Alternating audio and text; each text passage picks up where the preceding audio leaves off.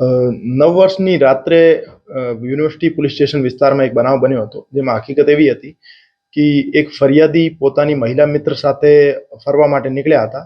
તો રાતના 1 વાગ્યાની આજુબાજુ રેસ્ટોરન્ટની બહાર નીકળ્યા હતા, ત્યારે એમના પાછળથી એક કાર આવી, જેમાં 4 માણસો હતા.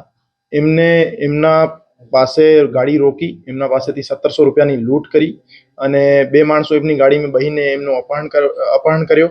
અને પછી ફરિયાદીના ફાધર પાસેથી ખંડણીની માંગણી પણ કરી અને ફરિયાદીના સાથે જે મહિલા મિત્ર હતા એમની છેડતીનો પ્રયાસ પણ કર્યો. તો આ બાબતે યુનિવર્સિટી પોલીસ સ્ટેશનમાં ગુનો દાખલ કરવામાં આવ્યો છે અને 4 આરોપીઓની ધરપકડ કરવામાં આવી છે અને ચારેય આરોપી ગુનાહિત ઇતિહાસ ધરાવે છે. અત્યારે પોલીસ કસ્ટડીમાં છે આરોપી અને આગળની તપાસ ચાલુ છે. આમાં કુલ 4 આરોપી છે: વિપુલ મહેતા, અલ્પેશ મકવાણા, પરિમલ સોલંકી અને વિજય સોલંકી.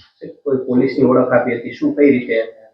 આમાં 4 માંથી એક આરોપીએ પોલીસની ઓળખ આપી ફરિયાદી પાસેથી એમના આઈડી કાર્ડ માંગ્યા હતા અને કીધું હતું કે તમે અડધી રાત્રે મહિલા મિત્ર સાથે અહીંયા શું કરો છો, અને આવું કહીને ડરાવી ધમકાવીને એમના પાસેથી પૈસા પડાવ્યા હતા અને ખંડણી માંગવાનો પ્રયાસ, એમના ફાધર પાસેથી ખંડણી પણ માંગી.